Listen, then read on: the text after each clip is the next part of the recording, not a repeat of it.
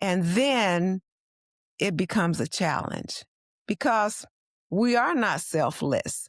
It's easier for us to look at someone who has hurt us than to look at ourselves and say, now, have I ever even unintentionally hurt others? Mm-hmm. Because as I was saying to you earlier, God has a way of putting a mirror in front of our faces.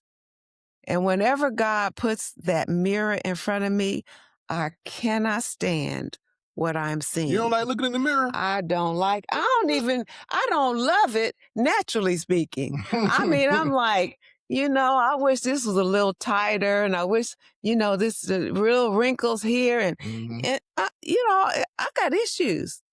But when God, you still look good, Mama. I do. Yeah. Thank you. That's I'm why. 75. That's why I gave you breakfast today. Appreciate it. But when God shows you this mirror and kind of reveals your heart, yeah, not your intentions, but your heart, kind of hard to see. It is hard to see, and it's like the verse you read, to the measure which you forgive is how you will be forgiven. Mm-hmm. It's like, ooh, okay, so now you got to, look at, and like he said in the video that came with that verse, a lot of times when it's us, we blame the environment. Yeah. I'm not such a bad person. Well, I've had a hard day and I've been stressed out.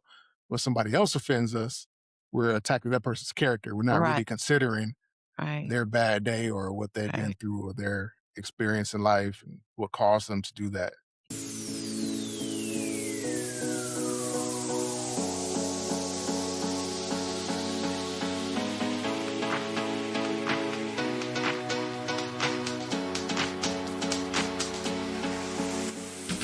Welcome to Get Real with Alexis Jones. On this podcast, we'll dive into real relationships with real people guided by the wisdom and perspective of some of the most seasoned voices in our community, our beloved seniors. Each week, we'll unpack the joys, challenges, and lessons learned about love, family, friendship, and everything in between. This is a space for heartfelt conversations, eye-opening truths, and powerful stories that will inspire and challenge the way you think about relationships. We're keeping it honest, unfiltered, and deeply meaningful. So settle in and let's get ready to get real. Let's jump in.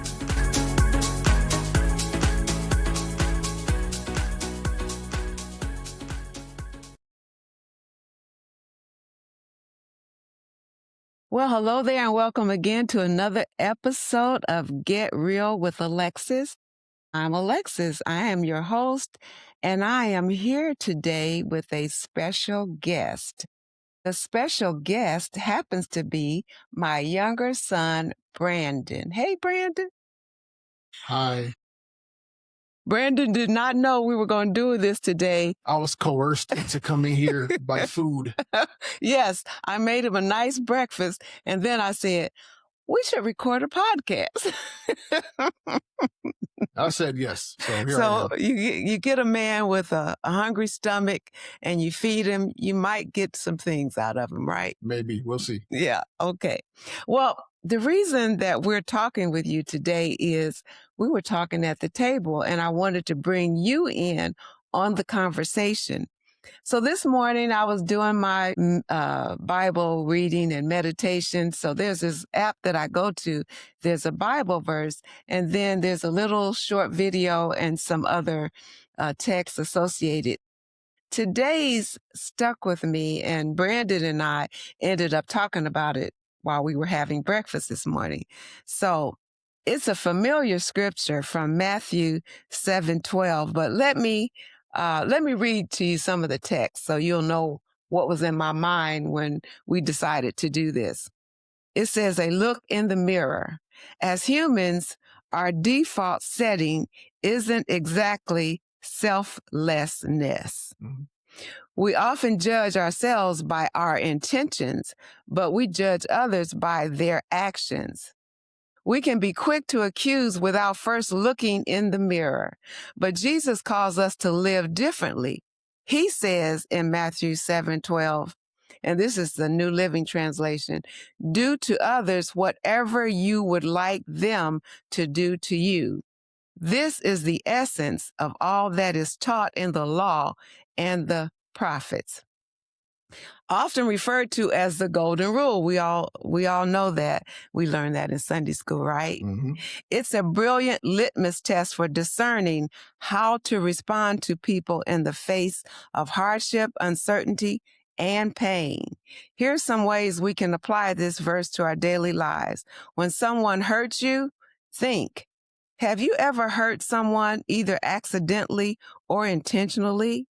And when the mistake was made or realized, did you want to be screamed at and given a harsh consequence, or did you long for grace and a second chance?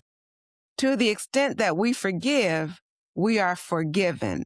So, what if today we give others the same grace, compassion, and mercy that we'd like to receive? So when someone else is struggling, when you personally experience hardships, you might seek counsel from a pastor or mentor, but you probably also want a friend who will listen and help you process. You want someone to come alongside you who can handle your honest thoughts and help you navigate the hurt in this world. And so I won't go on. There's some more to that, but it just got me to thinking about that verse that we both learned in certain Sunday school. Mm-hmm. If we don't know anything else besides Jesus wept, we know the golden rule, do unto others as you would have them do unto you. And it's really easy until you run into problems or pain or disappointment. And then it becomes a challenge because we are not selfless. It's easier for us to look at someone who has hurt us than to look at ourselves and say, now, have I ever even unintentionally hurt others? Mm-hmm. Because as I was saying to you earlier, God has a way of putting a mirror in front of our faces. And whenever God puts that mirror in front of me, I cannot stand what I'm seeing. You don't like looking in the mirror? I don't love it, naturally speaking. I mean, I'm like, I wish this was a little tighter, and I wish, this real wrinkles here. And, mm-hmm. I got issues. But when God... You still look good, Mama. I do? Yeah. Thank you. That's why... 75? That's why I gave you breakfast today. Appreciate it. But when God shows you this mirror and kind of reveals your heart. Yeah. Not your intentions, but your heart. Kind of hard to see. It is hard to see. And it's, like the verse you read, to the measure which you forgive is how you'll be forgiven. Mm-hmm. It's like, ooh, okay. So now you got to, look at, and like he said in the video that came with that verse, a lot of times when it's us, we blame the environment. Yeah. I'm not such a bad person. Well, I've had a hard day and I've been stressed out. When somebody else offends us, we're attacking that person's character. We're not really considering their bad day or what they've been through or their experience in life and what caused them to do that. Yeah. So it's easy sometimes it's easy when we read a scripture and you're like, you agree with it because it's the Bible. You believe in the Bible. You're like, okay, cool. I'm with that. Mm-hmm. Until something in real life happens, and now you have to apply that word to yourself. It gets really difficult sometimes. Yeah, it is. And, I also was sharing with you a practical situation that I'm going through currently, just some disappointment, deep disappointment from a really good friend. And it's been hard for me to navigate through this because of a couple things. One is I want to make sure that God is pleased with my heart. Yes. And so these feelings of disappointment, I'm asking myself, Lord, is it because I haven't forgiven?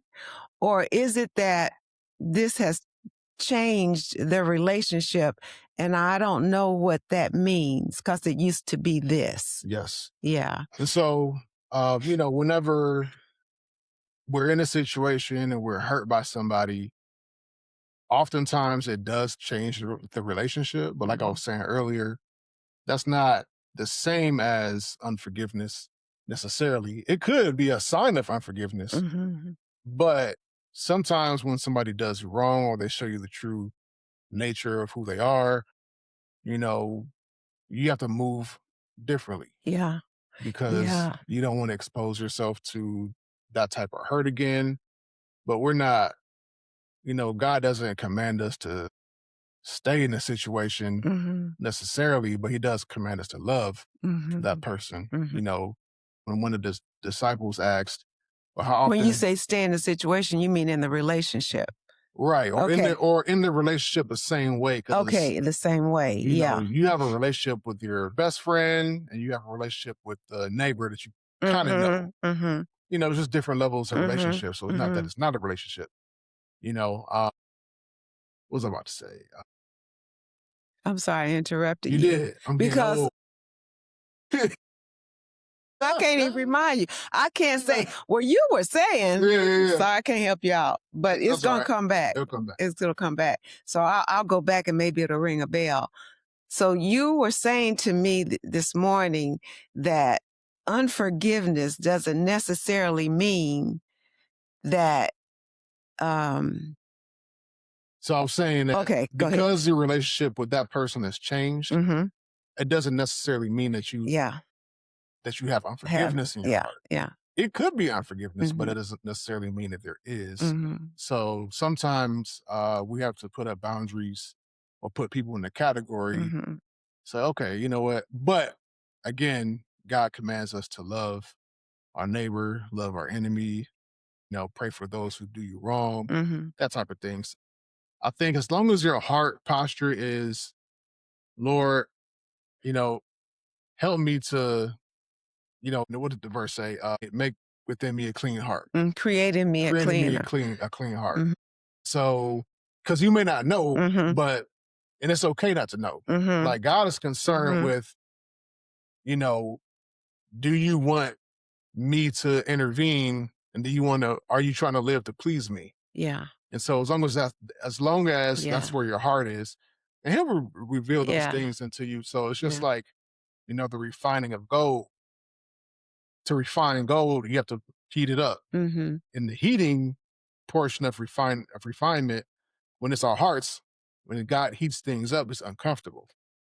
So, we'll have a friendship or a marriage or, a work relationship where, in your mind, you're hoping it's going to go right. But then when it goes wrong, what that does is it reveals some of the weaknesses and some of the deficiencies within you, not just that person. Like somebody can you can do everything right.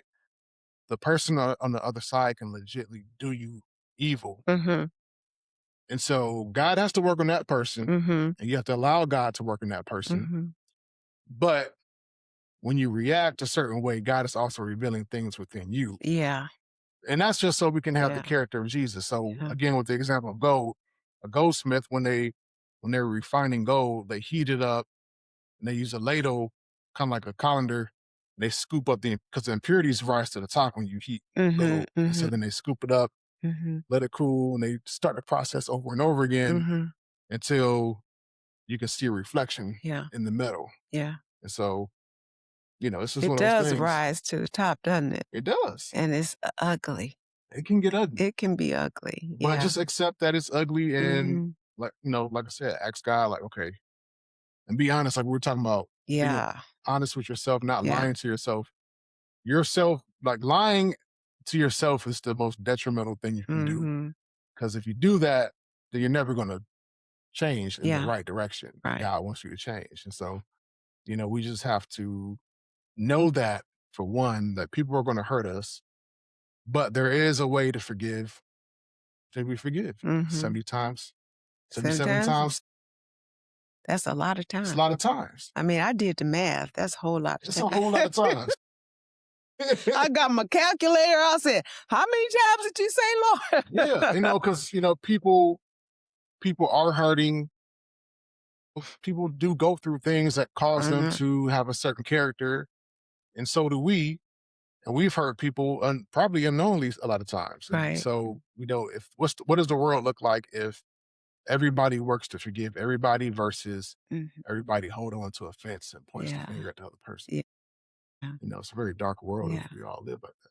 We talked about, you hit on it a moment ago, the courage it takes and the willingness it takes to be able to see the truth in yourself, as well as the truth in others. Because you were saying that, I remember I struck a nerve when I said that, because you said, oh yeah, it's all about truth.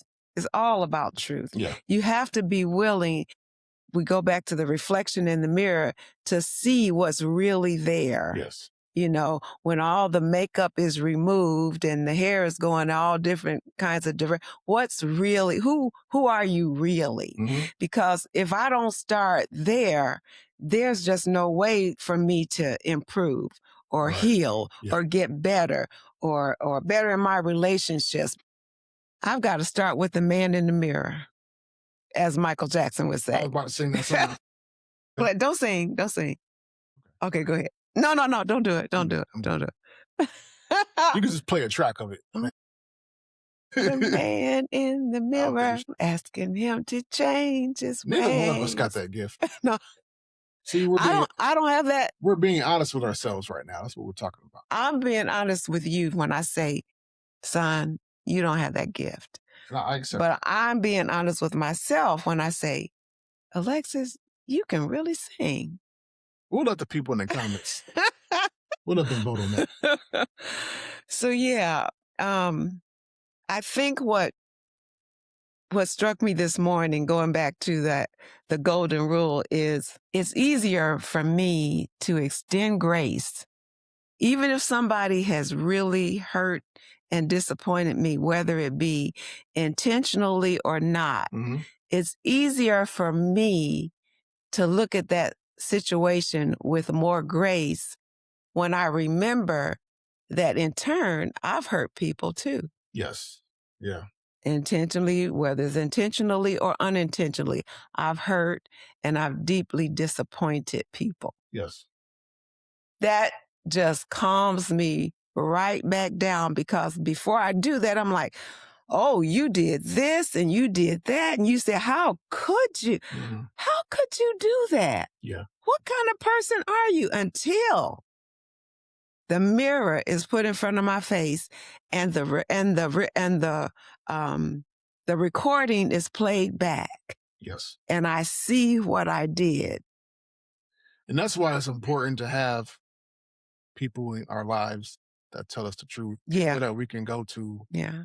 Like we talk more like adults. Yeah. Not so much mother and son a lot of times. Yeah.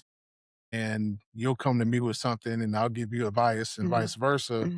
But we all need people, godly people that can give us good advice to help keep us on track. Because when you're in the situation, sometimes it's hard to see. It's like that horse with the blinders, You need somebody that can kind of see, have a wide view. Like, okay, look, calm down. You're tripping right now. Right. So, we got to have people that tell us the truth. Yeah. Help us in love, Because you can't see, like you said, you can't see.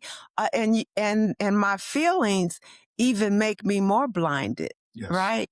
And so I need somebody to patiently listen to me and say, well, Alexis, it could be this. It could be. And so you're exposing another side to it. Or as God lovingly and patiently he does, he says, well, you remember this? Remember the grace that I extended to you? Yes. Right? Yes. And if I say I'm a Christian, you know what I like to say? I don't like, we've kind of distorted Christianity, the type, just the not term the Christian. Yeah, the term. And I'm more comfortable saying that I'm a follower of Jesus. Either way, I'm a Christian. But that means that I'm following him to learn more about him and to in turn do what he did. Yes. We're forever learning. Forever learning. There's no age that you're finally like, I've made it. Right. Right. So yeah, it's and the lessons can be tough. Very. They can be tough. Yes. And you're asking me to love him? Her? You're asking me to forgive that? Yeah. God is very serious about forgiveness. Yeah. I was thinking, I was going through this series. Well, there's a sermon by John Bevere. It's actually one of his first books called The Bait of Satan. Mm-hmm. And it's about offense and how to deal with offense and how people typically deal with it. Mm-hmm. And what I learned was somebody could really like legitly do you wrong. And, you have a good reason to feel a certain way about that person. Mm-hmm. But no matter what, God expects us to forgive. Mm-hmm. No matter what. No matter what. Oh, my goodness. Some of the worst things you could do to somebody, God expects forgiveness. He's very serious about it. Yeah. And so, because again, he's forgiven us so many times. How many times have we turned our back on him? How many times do I say I'm going to get in my word and talk to God and I do everything else but that. Right. I lost count on it. Or how many times did he tell me, go this way, and I went that way? Right. Or I'll say, I'll do it later. Right? Right. Yeah. Yeah. So true. Yeah. Yeah. Offense. Yeah. No matter what, there's no exceptions. The thing that I think, Brandon, we don't realize is that forgiveness is not for so much for the other person. It is, for sure. Because to extend grace is the same gift that we appreciate from God when he extended his grace. Yeah. By giving his son to pay the penalty for my sin, not his own, mine. Mm-hmm. And he did, it was a gift. I couldn't earn it. I still can't earn it. But we forget, or maybe not aware that the bigger part of that is for us. Because if I don't forgive, I am locked up inside with hurt, unhealed hurt, and bitterness and anger. And I cannot flow through my life as God intends because I am locked down inside. Yeah. Yeah. That leads to a lot of health problems. A lot of health problems. Emotional problems. Affects how you deal with other people that have nothing to do with this situation. Like you lashing out at your friends and your spouse because this one person did you wrong. Right. And then that causes, so I try to, in those type of situations, like I try to think about my kids. Like I want to raise them to be as healthy, physically, spiritually, emotionally as they can be. And they've seen my darker side. But I try to correct that as fast as I can. And because I don't want them to take on the things that, because you don't, our hope is we want generations to be better. Yes. I think I was watching Steve Harvey. He was on a Pivot podcast and he said, the only person, he's talking about like dads. It's like the only person in the world that wants you to be better than them is your father. And, so it's like the legacy thing. Whenever somebody, so when I look at my kids, like I want them to be better than me. I want them to succeed. I want them, if they choose to get married, like to have great marriages. And, it's just, but it's tough. It really is. It's hard sometimes. And sometimes we fall short, but, we have grace. But see, I think that is that's the key element, that we fall short and they see it. Is your mic? Your mic is traveling. This is actually your mic? This is my mic? Yes, it's our mic. Okay, well, Brandon, the people are looking at you. Man, I mean, look. Excuse us having technical difficulty. Excuse us for 1 minute. All right, so what was I saying before you let the technology interrupt? Oh, okay, here's the last point I want to make about this, because I know you got to go home. He's got to go home. when we fall short in our families and our children see that, if we have the courage and if we really want them to be better, that's a lesson in itself. That's true. When we talk to our children and say, Mommy messed up, Daddy messed up because I said this, or I did this, or I spoke to you this way because I was tired, but that is no excuse for me hurting you. I'm sorry. Because we're teaching them something. Yes. Because if we hurt people or whatever we do to our children that causes damage and we don't acknowledge it, then we're planting this seed in them, right? Yeah. And it could be any kind of seed. I can't even name all the seeds that we could be planting. But one of them is that I have to be perfect. I can't mess up. And if I mess up, I can't tell anybody. Yeah, I got to cover that up. Ooh, I got to cover that. Now you're making excuses. Yeah. And, you create a not so great human. Yes. Because you weren't honest with them. We're talking about and honesty. It's stressful, Brandon, to cover up your stuff. It's just easier to take that leap and just come clean and be done with it. Then, okay, because if you cover up this way, then you got to get another cover and you got to cover it up there. Then you got to do that. And then you got to do something to relieve the pain that's inside of you. I mean, it's just. But that's what I was telling you with the Life 360 app. So so y'all know with the Life 360 app, it's an app you put on, like she has it on her phone, I have it on my phone. I can see where she is and she can see where I am. Mm-hmm. Well, like she had a setting where it would tell her every time I drive, it'll like alert her and it tells her how fast I'm going. It's like something that you would have for a teenager. You got a teenage kid, they just started driving. It's like a safety, so you can monitor how safely they're driving. And so she would get worried because like, oh my God, he's driving so much. So when I came over today, I took that setting off her phone. She could still go into the app. He had no right to do that. So she was telling me that she gets stressed out and worried every time it pings. Because in my job, I do a lot of driving, a lot of traveling. And so I don't want to hear how stressed out she is whenever she hears me. So I corrected the app. I put the little setting off. It didn't need a correction. See, she's not being real right now. It's talking about being real, being truthful. And so it did not need correction. How dare, this is my private possession. You went in my phone and changed a setting. Every time I come over here, you need help with something, grab my phone and do this like you did today.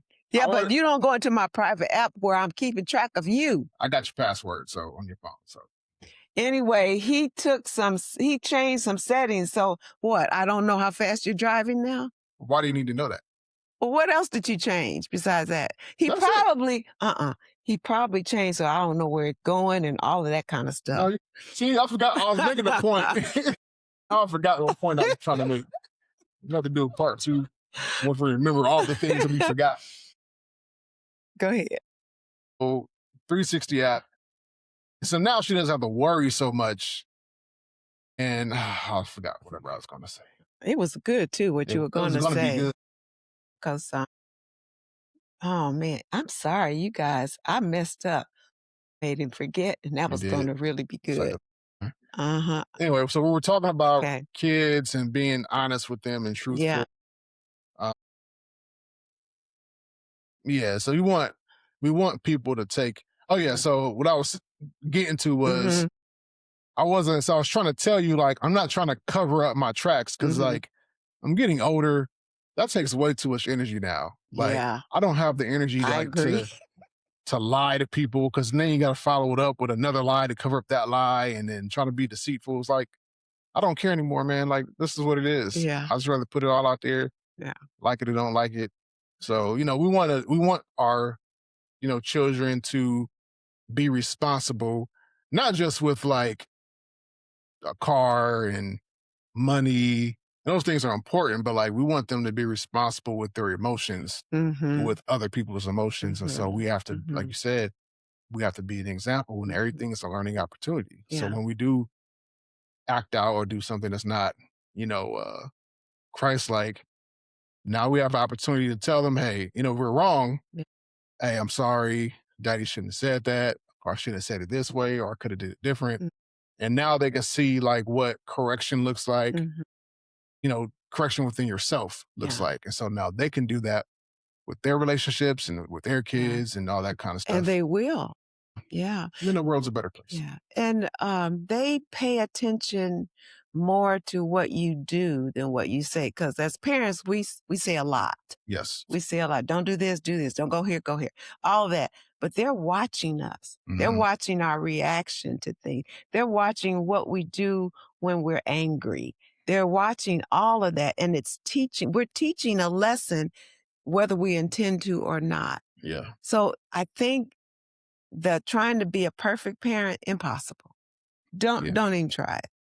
But if you can love them, your impact on them will go so much further. You just love them and be honest with them and allow them to be honest with us. Yeah. Yeah. Because as the Bible says, love covers a multitude of faults. Yeah. Love does. Yeah. So going back to our golden rule, the reason for our brief conversation today, I think it's, what did I say? Matthew 7:12 again. And let's see if I can get back to it. Do to others whatever you would like them to do to you. This is the essence of all that is taught in the law and the prophets. Do to others what you want. You don't want them to gossip about you. Don't gossip about them. You don't want them to not forgive you. Then forgive them. You want grace from them. Extend grace to them. Do unto others whatever you would like them to do to you. And the last point I want to make, Brandon, I won't go into a lot of detail because that's another conversation. We talked about the fear of confrontation. Mm-hmm. A lot of times we're not honest in our relationships, whether it's our children, another person, our spouses, whoever it is, because something happens and we don't want to talk about it. Yes. So we just avoid it. Mm-hmm. Or we try to, you hurt me, you hurt me, but you'd rather buy me a new dress, right? I don't need a new dress. I need to talk about this hurt that's inside of me because I want to understand, why did that happen? That's the only thing that's going to repair the relationship. A new car, a new house, a new whatever is not going to rid us of that hurt. Right. It's going to take those difficult, honest conversations. Yes. So we got to talk to each other. We have to. Yeah. And to our friends and people we care about. All right. Well, I'm going to let this young man go home. And not yet. He want to get out of here. He needs to act like he wants to spend time with his mom all day. I did. Okay. Did my time. Okay, he did his time. He did do his time. Time to be free. Thank you for joining us. And we'll see you next time from me and me, Brandon. Yeah, that's my son, Brandon, who I love more than anything. And we will see you next time on Get Real with Alexis. See ya. Peace. Bye-bye.